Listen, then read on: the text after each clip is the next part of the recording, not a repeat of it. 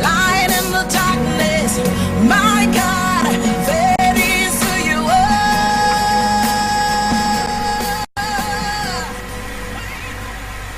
Mbalamuzizaako mwana n'okuyinjafa abalungi twagala okwebaza Katonda olw'akaseera kaffe kano ak'ensonga era akaseera akanyuvu omwoyo omutukuvu kataddewo era katubulesinze nako essaawa yaffe eno ey'omukaaga era nga yessaawa ey'ensonga era ey'omukisa omwoyo omutukuvu gye yateesa gye yasalawo obulamu bwaffe okuba nga buddizibwa bujja buli olukya era nga buyambibwa ne bukomezebwawo wakati mu ssuubi mu mirembe gya Katonda n'ekitiibwa kye nga bwe kiri.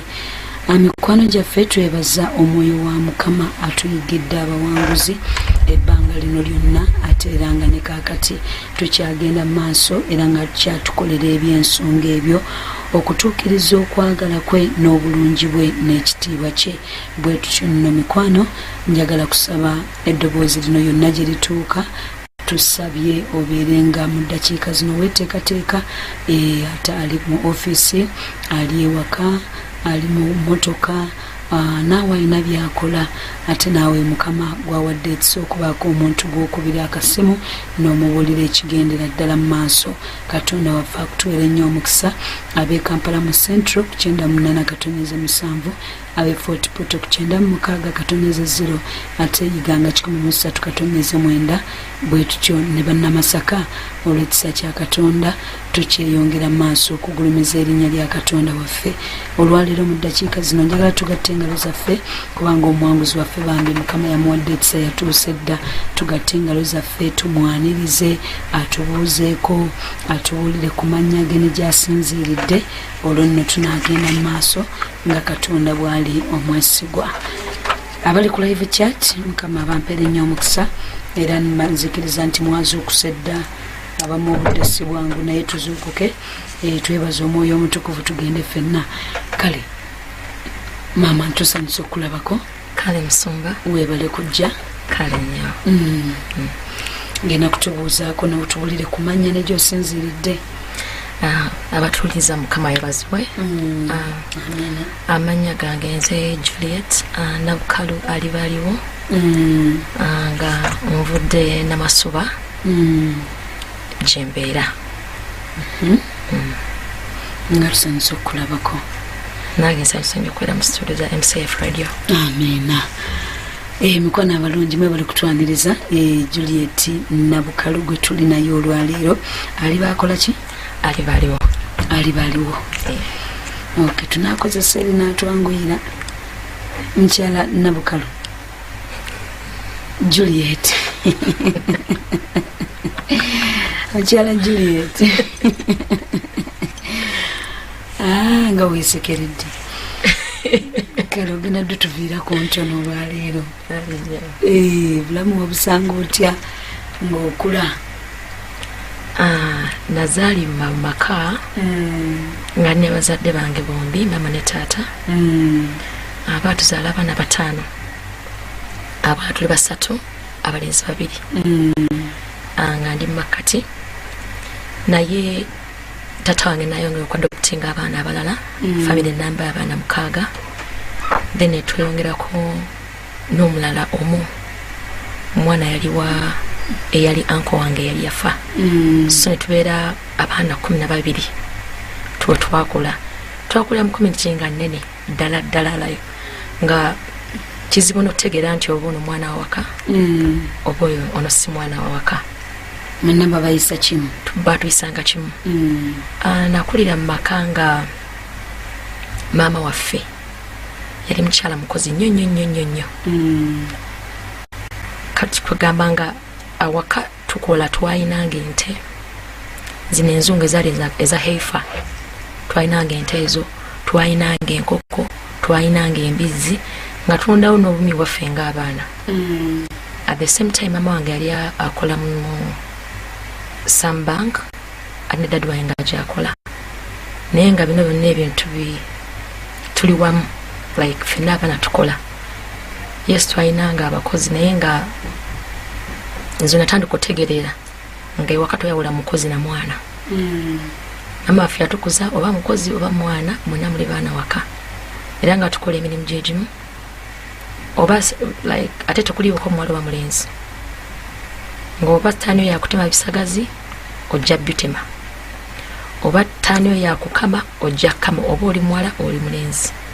oba yakufumba ng'ojja kufumba oba kulima fenna nga nzika twakeeranga ku makya kubanga ekyawo kye nakulirako nakulira mu town nakulira Kampala suburbs e Kampala mwe nakulira naye nga mu town mwe twakulira ebiseera tewaalinga mazzi gano aga tap so nga tuganoonya ku nzizi twagendanga ku nzizi ne tunoonya amazzi naye amazzi gaali nga gakulwanira naye jjuka twalinanga ng'ente ziri wamwabanga n'ente 2 nga zijja kunywa ebidola by'amazzi 15 olunaku ate nga wemuba mukami ne gatavaamu nga aga bulijjo maama akitegeera temwakoze ekiri wadde mazzi so twagendanga ku luzzi n'ebidola nga 50 kati nga kikonde ofuna ki amazzi era era twagafunanga netugaleeta ente ziri twali nga tezikkirizibwa kubeera nawe busa mu kiraalo buli akagwawo ina okukola ki okajjawo oye bakamubuusa muno ginaaza lyo lyali tteeka amagi enkoko terina kudamaginga gino gyonna gamanga obeera abaku stand by all the time naye mu I think it was my P1 mama waffe natwala mu boarding school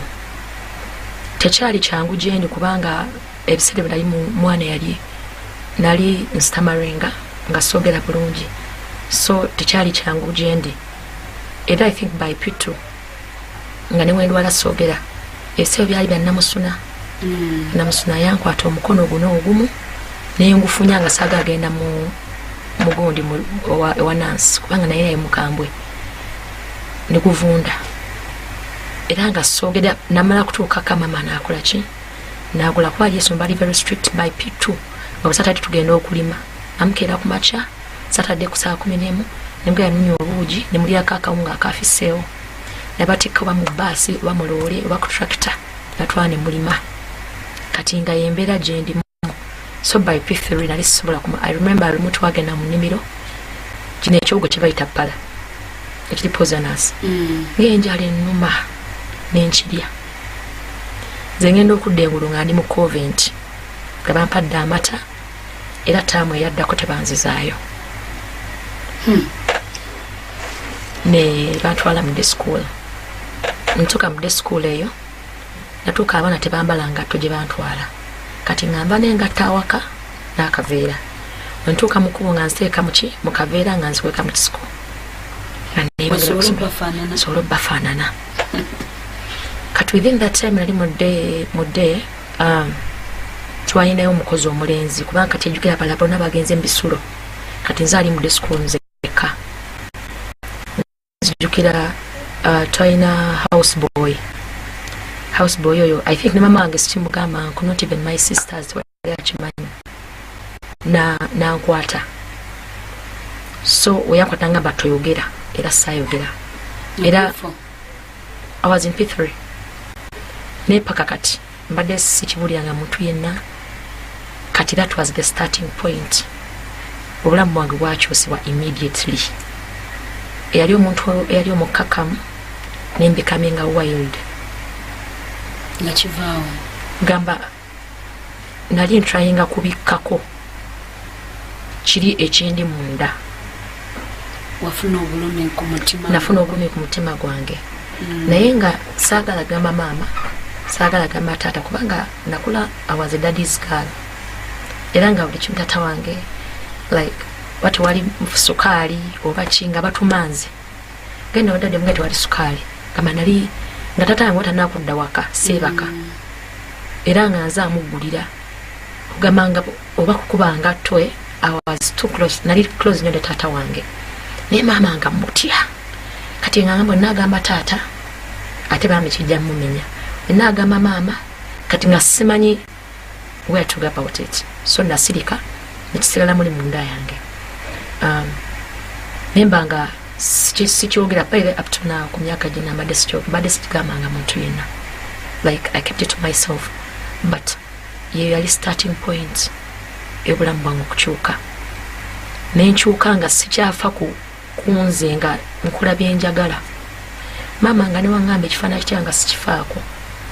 I remember mu P4 ne banzijjawo kuba nali mpitiriza eddala ku kyalo kati nga ntandise okuvuma nga nvuma buli kiramu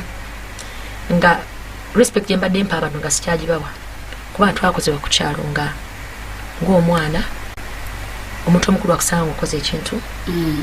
akuba naye nga nze ne bwonkuba omala budde kyonkubidde enkeera nga nkiddamu gamba is it losing focus gamba nga sikyafaayo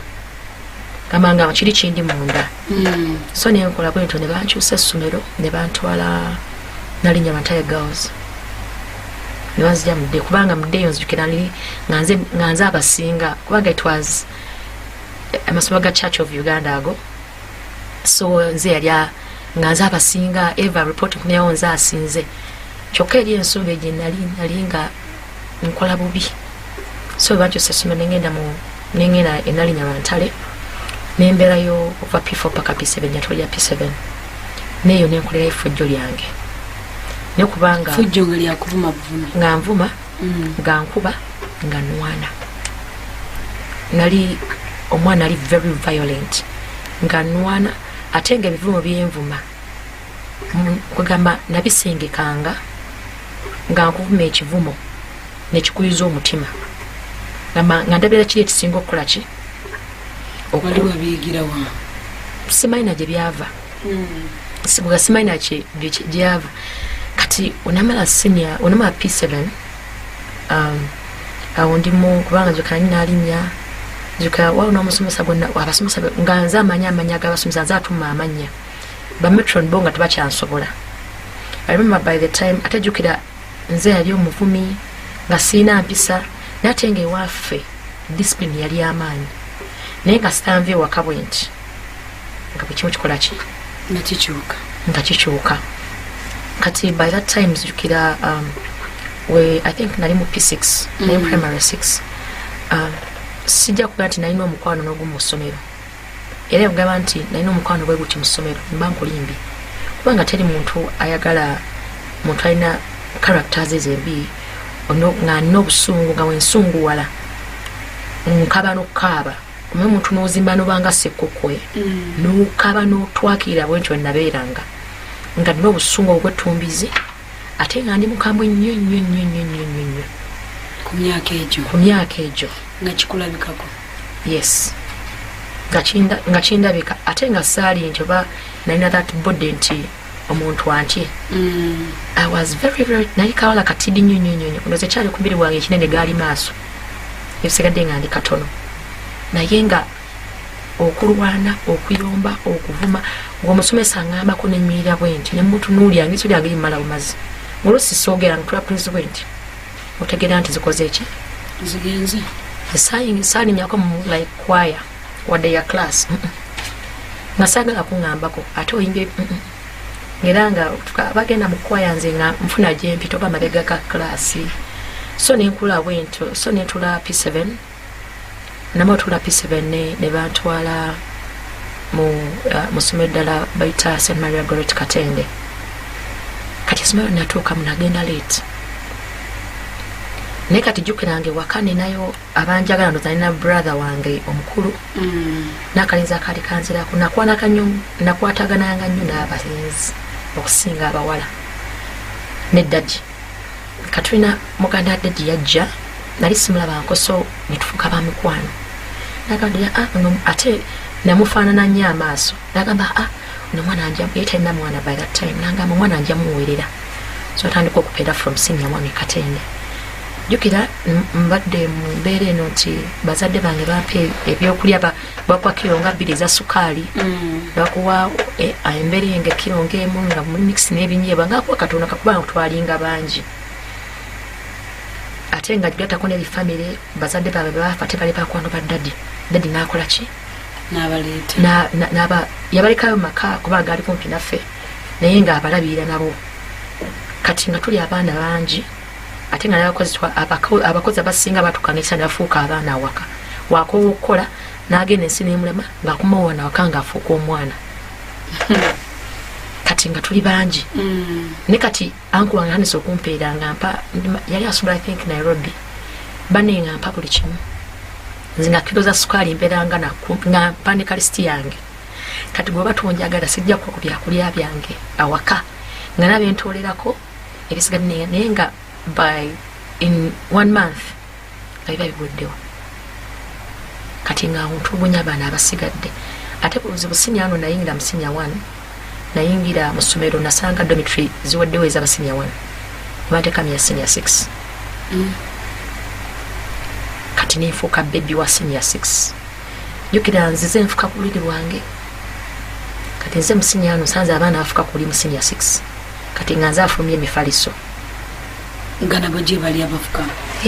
mu sinya 6 kati nga nze afulumya emifaliso kati nenfuna omukwano ogwo ne bankolako omukwano maisitani alina engeri gya connectinga tasobola oba olina embala eyo embi tasobola kuconnectinga na bantu balungi era connectinga naki weyongere buziba mukyo kugamba sitani katonda waaba connectinga n'abantu aconnectinga n'abagasa abalina empisa ennungi abalina ebibala ebirungi nate sitani wa connectinga era connectinga nga ye waafaanana kati yanconnectinga na group y'abaana ne basinga okuwemula mu dormitory nga bawemula musumba n'enjego okuwemula senior 1 n'enjego okuwemula n'enjego okukwanira abaana abalenzi abasenior 6 buli class n'omulenzi kasita owa senior 6 oba bayogera naye nayogera naye n'agamba nti njagala omuwala bw'ati ali mu senior 1 nga nze agenda nenkola ki nempanga ekintu nempanga bulungi nnyo nekiggwa nga bwe mulimu gwange kusoma naye nga mpemula nga nvuma kati nga gwe n'ojja okunnumba na group egenda okukola ki okukuba ekugamba nga ndi katinie naye nga nina egganga n'abasomesa nga mbavuma nga nyinza okuyimirangako okuba twalinanga classes nga mpanvu bwe ziti kati nga nyimirira eno nempeereza eri ng'omusomesa ajja nenzuka nempeta eri kuganga kizibu okutegeera ani akoze eki akyogedde netandika notoloka ku ssomero nga tutoloka nga tukuba amazina naye nga ndi mu senior 1 ntoloka nenkuba amazina I think by that time nzijukira nali mu senior 1 nga I think omwami yeyita Orlando